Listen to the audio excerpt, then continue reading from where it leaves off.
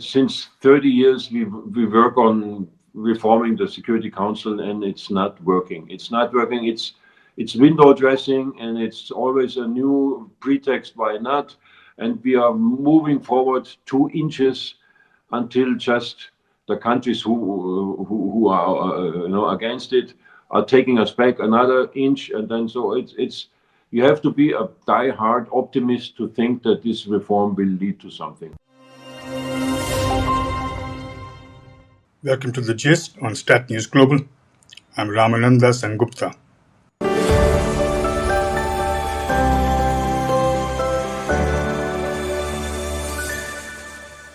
He's a musician, a cab and truck driver, a globetrotter, an adventurer, a lawyer, a diplomat, an ambassador, a state secretary, and now an author.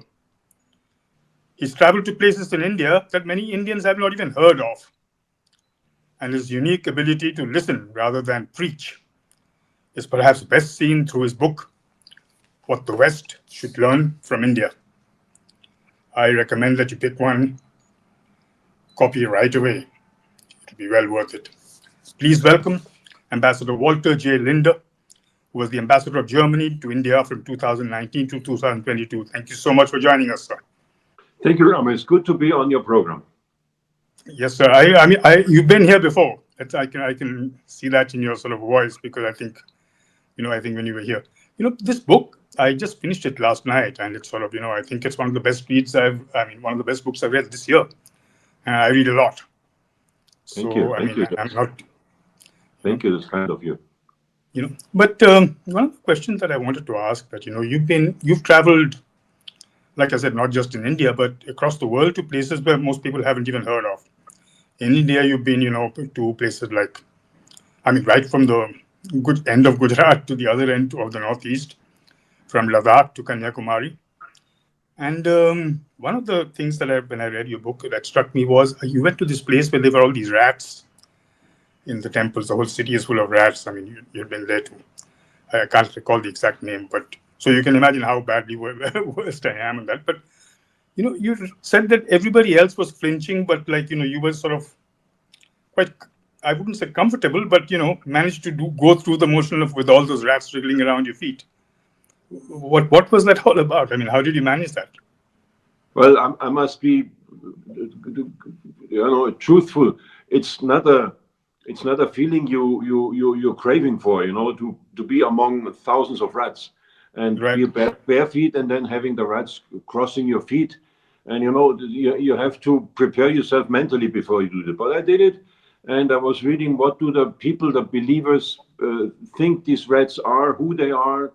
And so just to pay respect to their belief. And once you do that and you go in there and you sort of follow their way of thinking, then I think it's easier. But of course, it takes some minutes to get used to it, and I wouldn't recommend it for the faint-hearted, I would say. But if you are sort of an interested person, then I think you should do it because this is a unique temple in the world, and of course it's a kind of a symbol also how difficult the country India is to understand and to grasp in the West, because this is a symbol for how can people believe in these kind of things. Now, if that's your approach to go to India, then I think you won't get much out of it. So you have to really dedicate some time and some mental and spiritual peace to do that. You prepare yourself, and then you get the most beautiful country. Do you think that applies particularly to India, or do you think that is a East versus West kind of a problem? Well, of course, the East always has been a fascinating place for people in the West. Because it's exotic and it's totally different. If you have the Buddhism, the Hinduism, the different Taoists, and this was always difficult to understand, but it has a fascination. But I think I've been through all my jobs, which you mentioned, to almost all the countries on the planet, maybe to 180 or so, and India was always a special country for me. And from the first moment I entered it, with all the difficulties, heat and dirt and crowdiness back 45 years ago, I always kept in mind that there is something much more, much deeper there. So you never finish to travel through India because it's a lifelong journey, and it's maybe it takes two lives and three lives. That's why you are reborn. It's such a place with contradictions, with good and bad, with ups and downs, and with an acceleration, and I would say an overflow of for your senses that is difficult to grasp, and you need a lot of time to take this in. Hmm. Sir, I was looking at one of the chapters that has struck me when I was reading your book was the one on Alang, the shipbreaking yard. I mean, I suppose not too many Indians have been there either, apart from the people who work there. And the way you sort of portrayed it was, really sort of very visual. Row upon row of these massive ships. But do you really think that the people who work there, as you said, they may not have the same sort of safety standards as the West? I'm sure that will take some time. But do you think otherwise the people there are more or less looked after in that sense? And did you notice that they were happy? And did you notice that they were, or do you think there needs to be work needs to be done there? Well, you see, that's also a good example for the relationship between East and West. For me, as ambassador, in whatever country I was stationed, I never wanted to remain in my residence and in the capital and have just political talks. I always wanted to get out there where the real life is happening, be it in slums, be it in the car markets, be it driving with taxi drivers, with the rickshaw pullers. So I wanted to be in each corner and wanted to talk with the normal, ordinary people, and that's what I did. That's why I also went to Alang, because Alang is a place which has to do with the West also. Because if they are on cruise ships or which are on tankers or whatever, uh, they never think about what is happening when the cruise ship is not cruising anymore because it's too old, it's rusty, which happens after 30, 40, 50 years. What do you do Hmm. with such a giant of a cruise ship when you can just park it somewhere? So what they do is it's a big market in the world that they sell the material, the metal. But of course, you have to dismantle it. And who does dismantle it? Not the people in Europe, because the work wages are too high. So they send it to the big shipwreck places, which are in Pakistan, in India, and in another Asian country. And there, China, for instance, in China has China, some yeah, big. and there they take it out, in the two small pieces, and within like 2 months or so, you won't see the boat anymore, the ship anymore, and the metal is sold. But of course, this is a terrible, difficult work, and this is in the heat and whatever.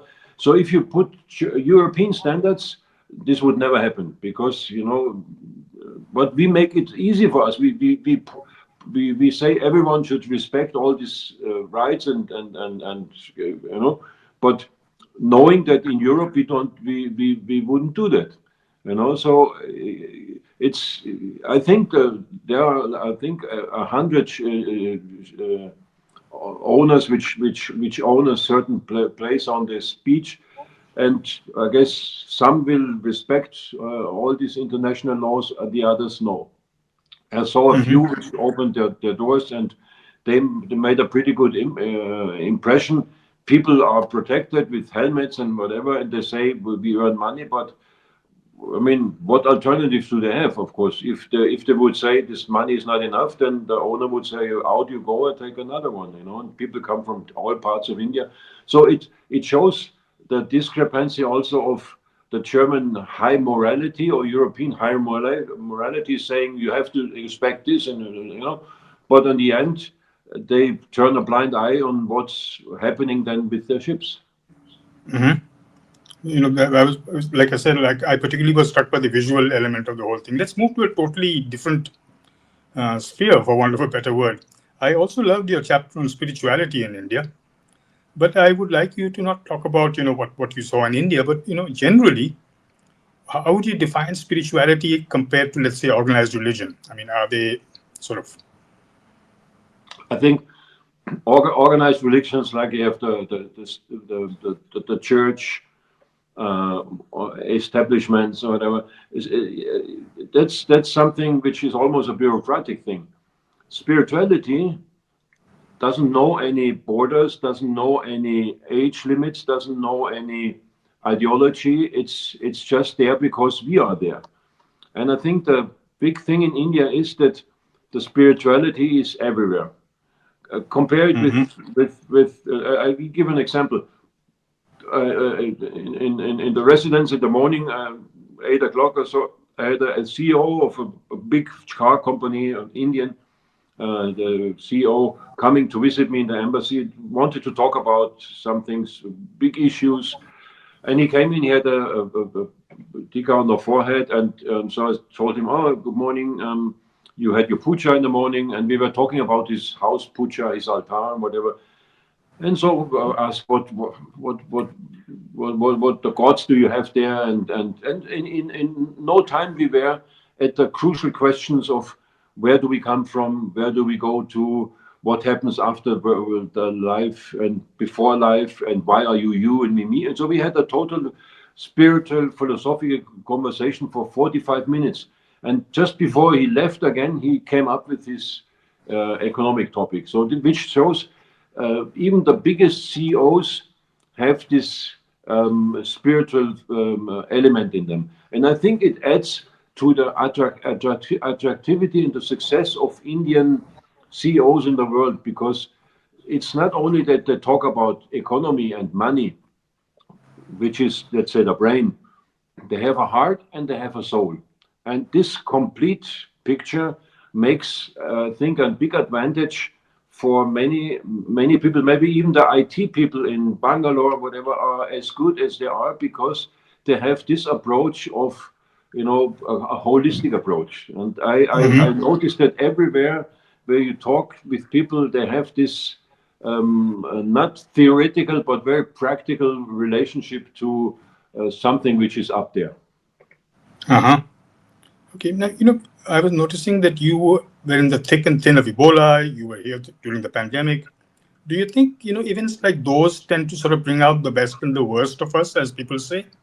And have you noticed? Could you give me an example of each, both with Ebola or with, Yeah, COVID? yeah, yeah. I mean, I think we humans, if we are not tested at our limits, we can pretend to be good persons, we can pretend to be strong and tough and whatever, but only when it comes to borderline situation, when you have to prove yourself, when you have to show what's in you, then we can really say, okay, this is a tough person or not. Like I've seen during Ebola, during COVID, people who were dying, people who were until the end, like take all the doctors and the nurses who were dying and were in the first line of helpers, and they were risking their life every day, and without being uh, arrogant or something. They were just doing their job. And what humble souls are these? And these are real heroes. So we said are nameless heroes. While other people, who are not tested, they show their glimmer and whatever. And I don't know how this person would be if he would be in a bad situation.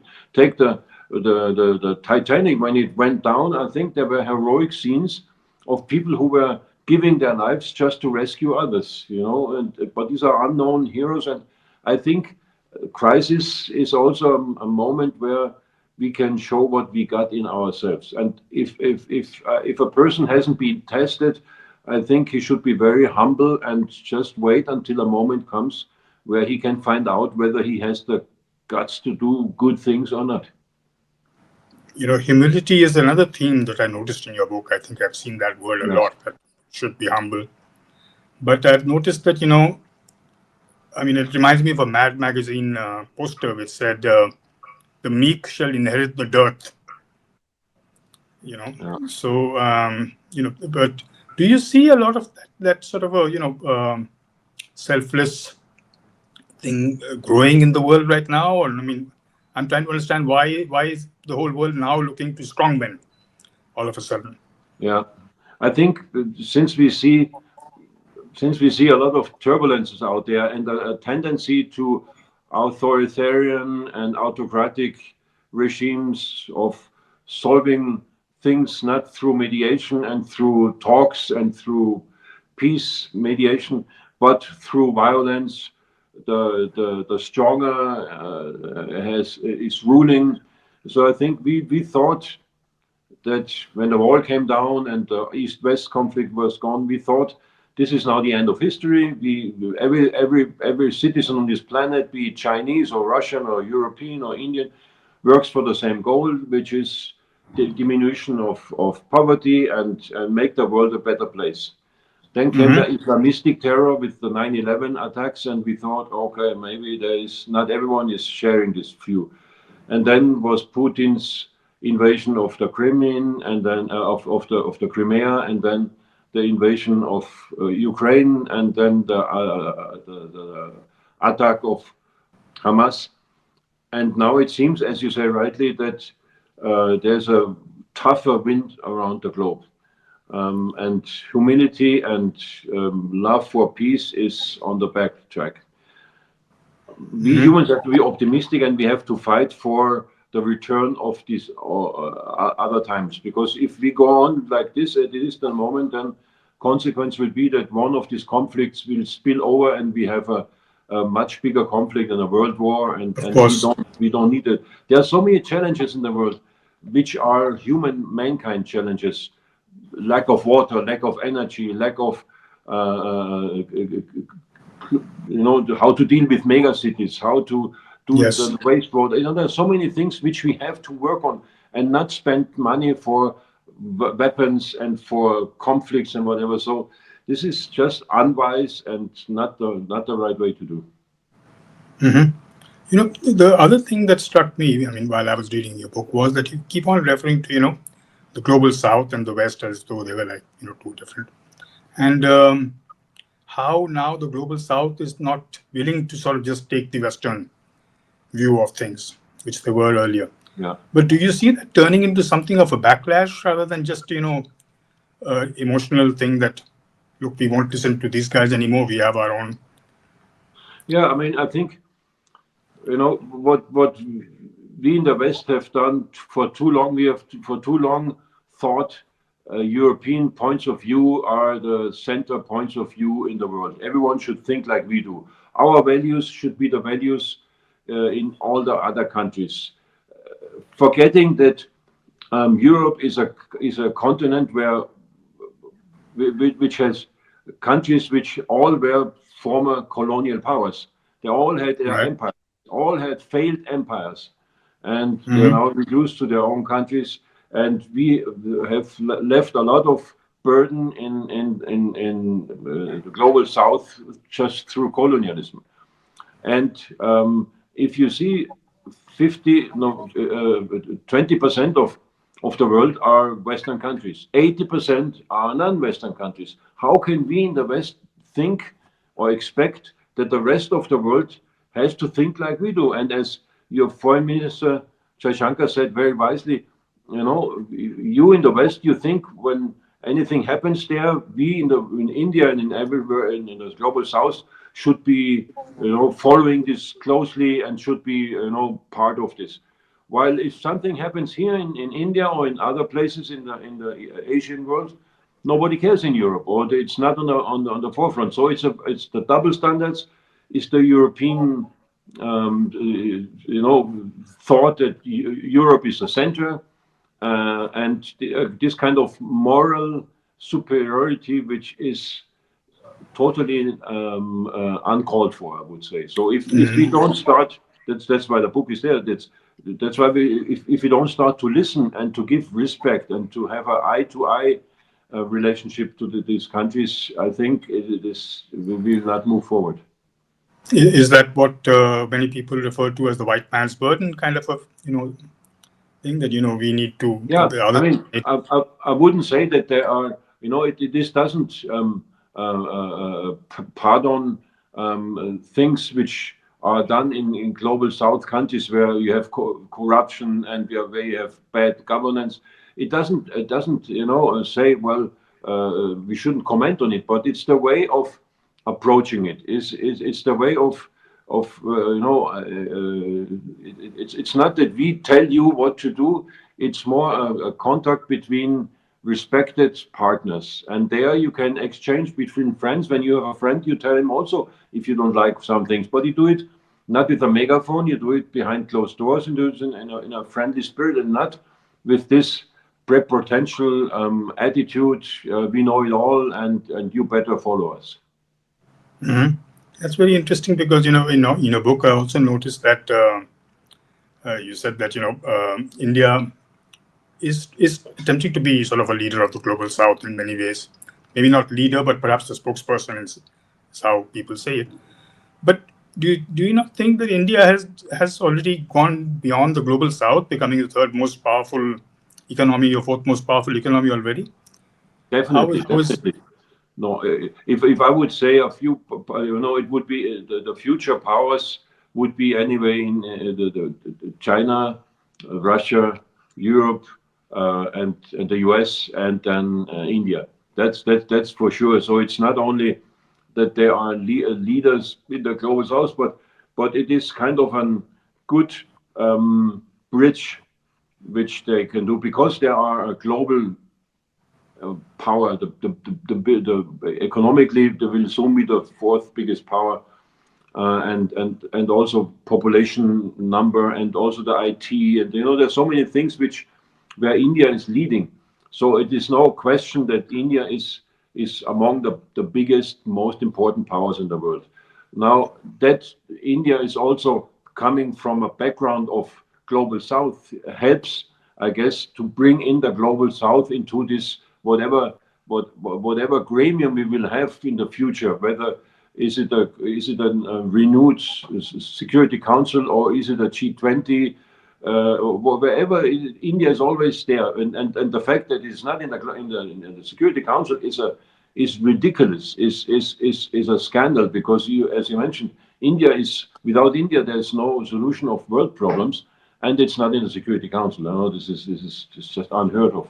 Anyway, whatever gremium we have in the future, India is part of it, and I guess many countries in the global South, even if they don't have a formal leader, they see that India can talk to the Iran, they can talk to the US, they can talk to the Palestinians, they can talk to Israel, they can talk, to everyone in the world, just because of its balanced foreign policy, and that's helpful for the whole global South, I guess.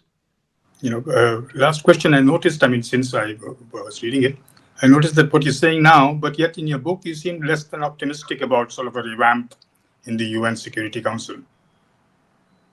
I'm not optimistic.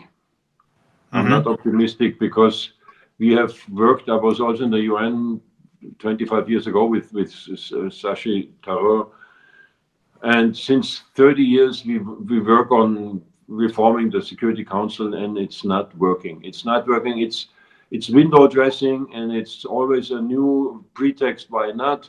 And we are moving forward 2 inches until just the countries who are against it are taking us back another inch, and then so it's you have to be a die-hard optimist to think that this reform will lead to something. I think it will not, which is very bad, because it is ruining the reputation of the United Nations, because it's not representative, and it's not, it doesn't show any willingness to reform themselves, which is bad, because we need the UN, and if they don't reform the Security Council, it's bad for all of us. But I don't know. I at the moment I have no optimism that this will help.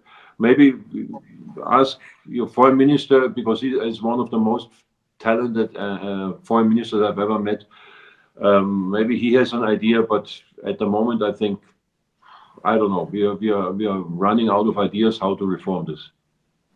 I think he also knows, I mean, the challenges involved, but I suppose he wants to just keep pushing till something happens. Yeah, exactly. Anyway, So, on that note, I'm afraid we must close this particular interview. It was a delight talking to you. And, very nice. anybody who has heard us will realize the wide range that we traverse through from spirituality to travel to, politics to. So, I again recommend to all our viewers that please do pick up this book. You won't regret it. And I thank you very much, sir, for talking to us. And I look forward to having you with us again. Thank you, Ram. It was very good to be in your program. All the best to you. Thank you. That